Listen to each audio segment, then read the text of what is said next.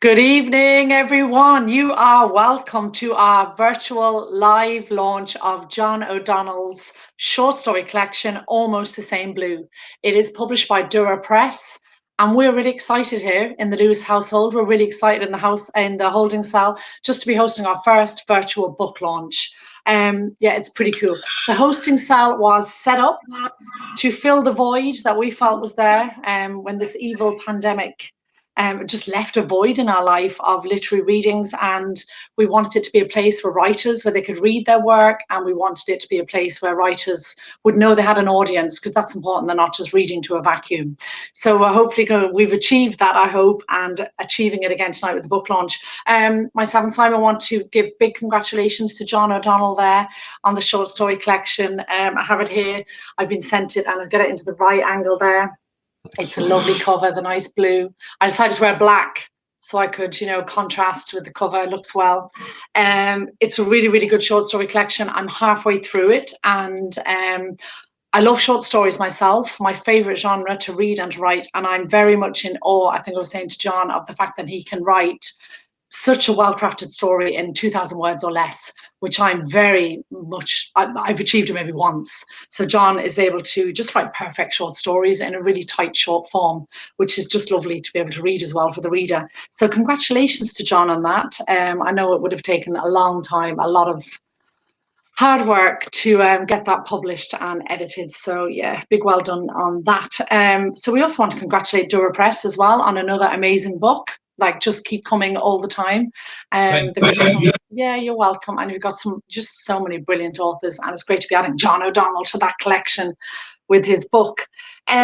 We are working with a kind of a live system. We have Simon over there looking at techie stuff. And if you want to leave best wishes, I'm sure you do, and just saying how brilliant John O'Donnell is, and you can say how brilliant John Walsh is as well if you want, leave them in the comment section. So you have Tom McCormack there, says congratulations, John, and Paul O'Reilly, best of luck. Paul. Yeah, and he's looking forward to it. Tanya Farrelly, big congrats to John. What I'm going to do is, there you go, Mary O'Donnell's watching. Hi, Mary. I'm wishing you all the best. So at the end, then I'm going to read out some more of the comments. There definitely is going to be loads of best wishes. Please send them in, because we're going to make sure that John gets them all. But I'll read some out at the end as well. Okay, I'm going to stop speaking in a minute now. I'm going to hand you over. I have to say, go and buy this book at Dura Press. It's €14. Lisa is so efficient. It will be posted out just so quickly. She'll be up tonight. I know myself and John have been busy all day packing books to send these out. So go and order one, €14. And all I can say now is we're nearly launched John O'Donnell, not quite yet. I'm going to hand over to John Walsh, who is going to officially give us some words of wisdom and a lovely literary speech. I hope you got something ready, John. And then John is going to introduce John O'Donnell, who's going to read some stories or some pieces of stories from the collection as well. And I'll come back at the end. So best of luck and enjoy the evening, everyone. Let's all toast the collection, the three of us. Okay. And we'll say sláinte. I just happen to have a glass of wine. Sláinte. Oh, well done. Well done. And congratulations, John. Cheers. Sláinte. Sláinte. Cheers. Thank you very much, Ross, and thank you everybody for joining in this evening. We would have loved to have been in Dublin this evening to launch John O'Donnell's Dura Press debut collection, Almost the Same Blue, but as you know, we cannot be there. But it's great to be here on the holding cell. Ross and Simon have been doing a fantastic job on the holding cell for poets and authors and audiences, and a big round of applause to them. I will try and get them some kind of an award when this is all over. I think they deserve it. So this is the book, as Ross already said. It's a wonderful book with a brilliant cover. A lot of you actually are going to receive it very, very soon, either tomorrow or Monday, because we have received about 50 orders since 6 o'clock yesterday evening. Lisa and I have spent most of the day doing book parcels, which we love. And so your book will be coming to you quite soon if you have already ordered it. And we would like to say a very special thanks to Micheline Huggard for her letting us use her painting Deep to adorn the cover of the book. It's somehow or other it really fits the title, Almost the Same Blue. So thank you very, very much, Micheline. And we would also like to thank the Arts Council for their support with John's book and with all the other, their continued support with all the other books. And one leading member of the Arts Council who knows a thing or two about literature, after she read John's short story, she said they are spectacular, which we like very much, and we can go with that. And I think also when your book arrives and you read the stories, you probably will agree very much with this description. But right now, we're going to hand over to John, and he's going to read the title story. I think he's going to read the title story, Almost the Same Blue. It's a very moving story, sad, but also, unfortunately, tragically, almost true to our day. So take it away, John. Thanks very much, John. Thank you, and Roz, thank you very much. This is a very strange situation. I feel a bit like the narrator at the start of the Rocky Horror Picture Show, just sitting in a chair. And as you know, I have carefully choreographed the background so that it looks like I have lots of books and do lots of reading. And I've got rid of all the wine bottles, which have been piling up over the weeks, which in fairness were there long before the COVID-19 crisis set in. Just before I read, and I won't keep you, but just before I read, can I say my thanks? I want to thank John Walsh and Lisa Franks of Dura Press, who have been fantastic, fantastically supportive throughout this whole process, and also the design work by Triana Walsh, who did a brilliant job, with what I think you'll agree is a fabulous painting by Micheline Huggard, Deep. I want to thank, there's a tradition, as you know, in Ireland to thank the parish priest for the use of the hall. So I want to thank Simon Lewis and Roz Lewis for the use of the holding cell to hold the launch in. And Simon and Roz have been bewilderingly efficient on the technical stuff, and we certainly couldn't have done it without them. So I'm really grateful to them. I want to thank also some people. I'm not going to thank everybody, won't be able to, but I'm going to thank people who have helped me along the way.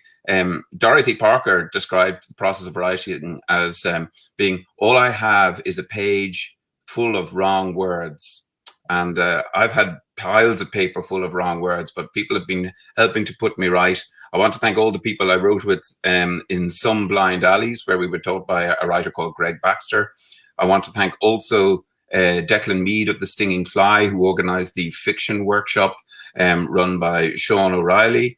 And I want to thank also my group, the DBC writers, and I can't tell you what DBC stands for, but they all know who they are, and they've seen versions of these stories in the past. Also want to thank the media, who have been brilliant in supporting this, particularly in a virtual way, and people like Martin Doyle of the Irish Times, Clean and Nianlún and Arena of RTE, Madeleine Keane in the Sunday Independent, Nadine O'Regan in the Business Post, and Brenda Power in the Sunday Times. A number of people have come up with brilliant ideas and have been able to help me in ways that I couldn't have imagined. Because we never imagined that we'd be speaking to you like this in a launch like this. But I suppose, as John Lennon said, life is what happens when you're busy making other plans. I also want to thank the Arts Council, Stephanie O'Callaghan, and in particular Sarah Bannon Keegan. And I want to thank also the new chairman of the Arts Council, Maureen Kennelly. Also, you'll see in the book that the book has been endorsed. It sounds like I've been twisting their arm, but I haven't, by Liz Nugent and Danielle McLaughlin and Anthony Glavin. And I'm very grateful to them, and also to Siobhan Mannion for all the help she gave me in relation to this, to putting this book together. I want also to remember my parents, my late mother, Mary O'Donnell, and my late father, Barry O'Donnell. And I'm obviously very sorry that they can't be here, but I'm thinking of them. I'm also thinking of my wife, Micheline, and William, Jack, Yvonne, and Tom, and thanking them for putting up with me throughout all the years that I've been writing this, which is more than 10 years at this stage. Finally, I want to remember Yvonne Boland, who meant a lot to an awful lot of us, not just poets, not just women poets, but poets and writers generally. And her loss was a shock and a great surprise to us. And I know a number of us were heartbroken and still are, but we have to move on, and we still have the consolation of her work and her teaching. And that's something to be grateful for. It's also an interesting link into the story, because Ivan wrote many times about the link between mother and daughter. Ivan, as you know, has 2 daughters, and in fact, our own daughter is also called Ivan, in tribute to Ivan Boland. So this is a story about a mother whose daughter has disappeared. So this is the story, the title story, Almost the Same Blue. You recognize it immediately, the imitation silver teddy bear dangling from its cheap chain. There is a torn scrap of paper in the envelope as well, an unknown phone number scrawled in biro. Please, no, Olivia, says Donald when you tell him. But you insisted we should follow up on everything, you say to him, the man who'd been your husband when it happened 2 years ago. No stone unturned, remember? You said. There is a silence on the other end of the phone. She's gone, Olivia, Donald says eventually. You imagine him slowly shaking his head. You need to learn to grieve, he says. You hang up and weigh the pendant in your hand, thinking that to grieve would be a kind of treason. And although Donald has suggested that you contact the police about the envelope, you know that you will not go back to the airless torpor of the station, the weary face of Lahan, the heavy-set detective who said 6 months ago that scarce resources meant the investigation was being scaled back. So you tell no one else, although you ring the number just in case, and when it rings out, you are almost relieved. But the second time, it answers.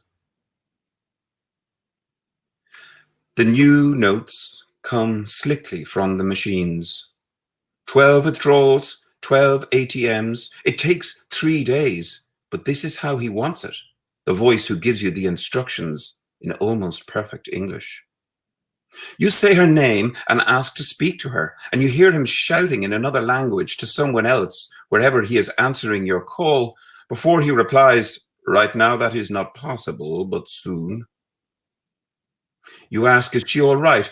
Your heart lunging in your chest. Yes, yes, he says impatiently. And then he talks again about the money and where and when he'll meet you. And no police, yes, he says. And for a moment, the jumbled syntax confuses you before you agree. No police, he says again. Or no girl. In the early evening, you wait for him at the bypass. He is younger than his voice suggests, the brown-eyed man who pulls up in the van. You show him the pendant and the holdall with the plastic shopping bag inside it, stuffed with money, and he nods and reaches over, opening the passenger door. Underneath his denim jacket, his t-shirt says, just do it, and the ashtray is a cairn of butts.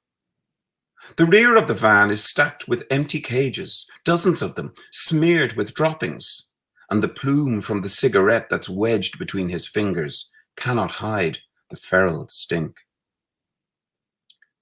You ask him about her. Soon, he says, pointing out through the front windscreen at the way ahead, and your hands tighten on the holdall as the van rattles along narrow country roads, the cages clattering in the back.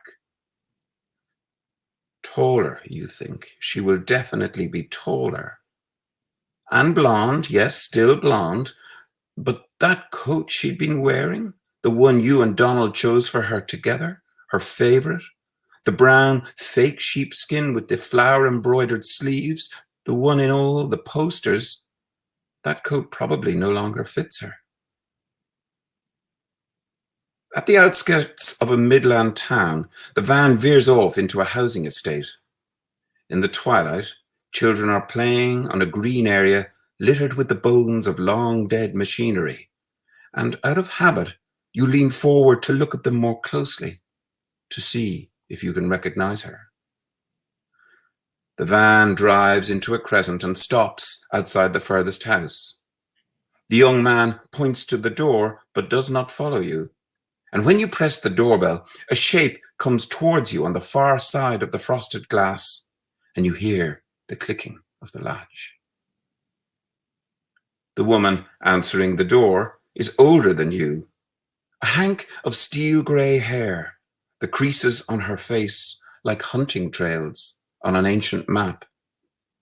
Again, you show the pendant and the holdall, and she ushers you in through the narrow hallway, past the closed door of a living room from which you can hear low voices and the sound of a television, a game show in full swing.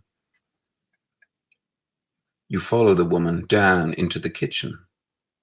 Crusted dishes fester in the sink. The wall behind the cooker is stained with grease. On the windowsill, a radio is playing country and western, the rich Mississippi baritone of Charlie Pride, wondering, is anyone going to San Antone?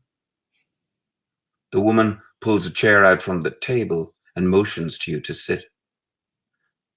So where is she? You ask, your voice louder than you'd intended. The woman shakes her head, pretending not to understand. Here, you say, lifting the holdall onto the table and shaking it. Here, look. Please, the woman says.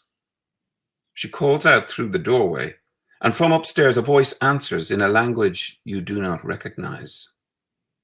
The woman closes the door and sits down opposite you.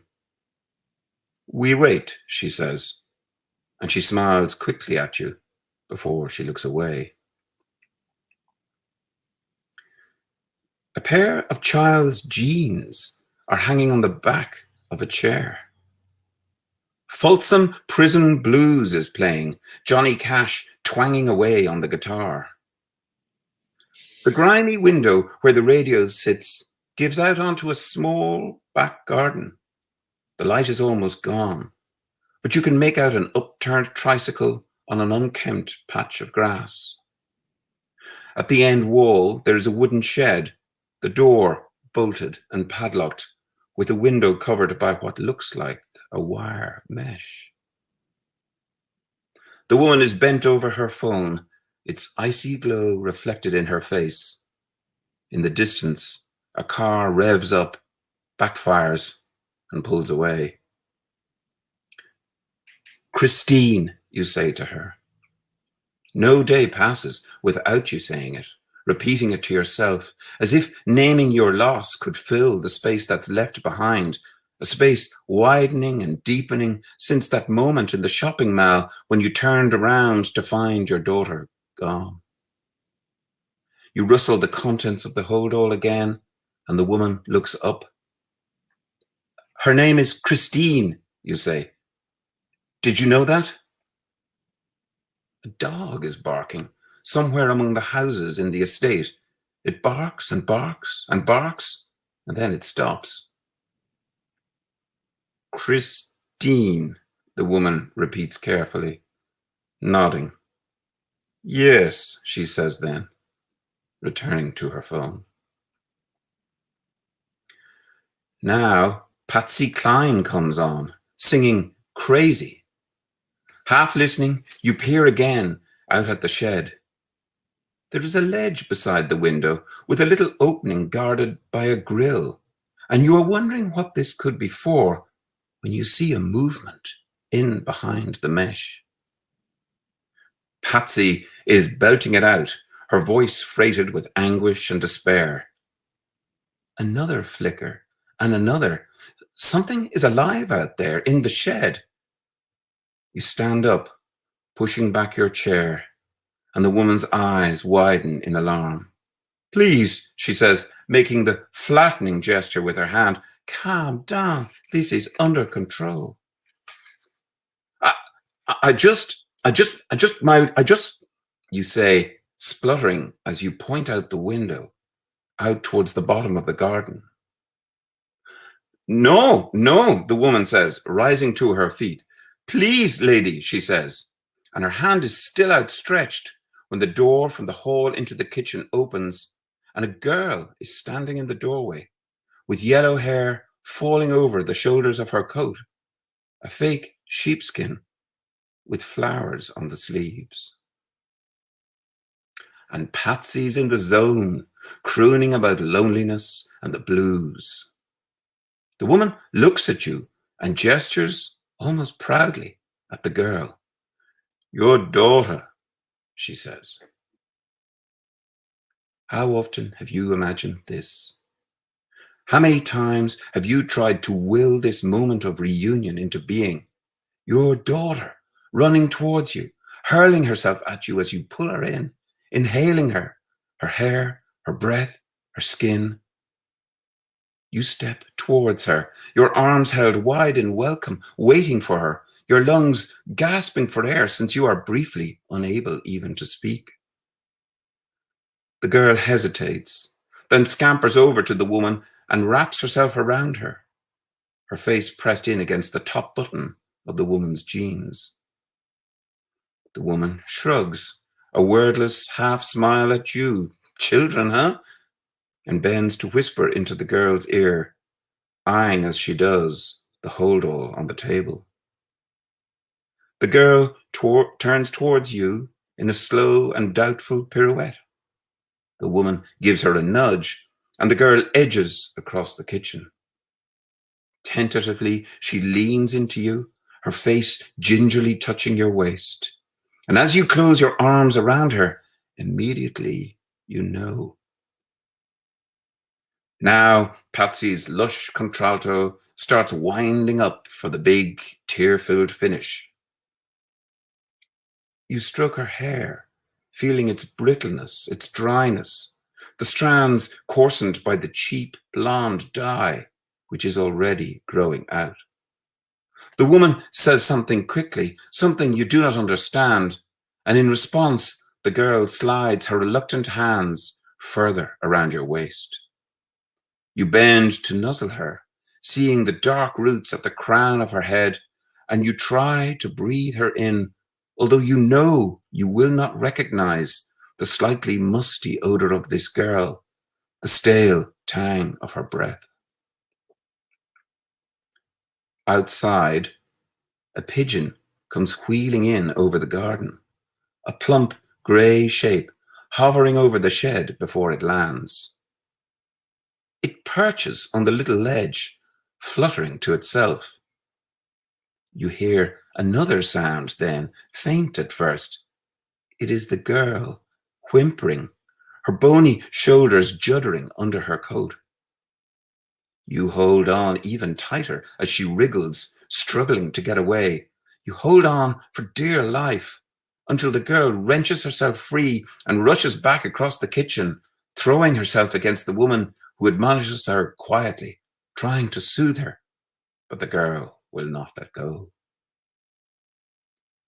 She sings out the final line, Patsy, holding that last crazy as she wrings out every ounce of heartbreak and regret. From the far side of the table, the woman looks at you and frowns, pausing for a moment before she yanks the bulging plastic shopping bag out of the holdall. Now you must leave, she says. In the dusk, the pigeon leans against the grill. Inside the shed, the others jostle for position at the mesh. The grill opens, and the pigeon disappears. Christine, you say, as you reach out towards her, a supplication. Please, take my hand. The girl whines again, clings more tightly than ever to the woman's waist.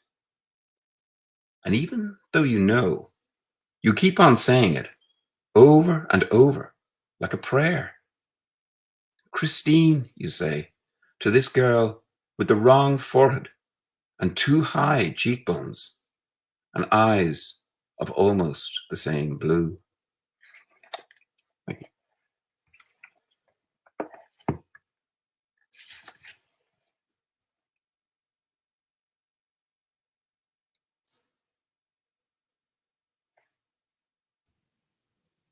Thanks very much, John. That was brilliant. That story really hits me every time.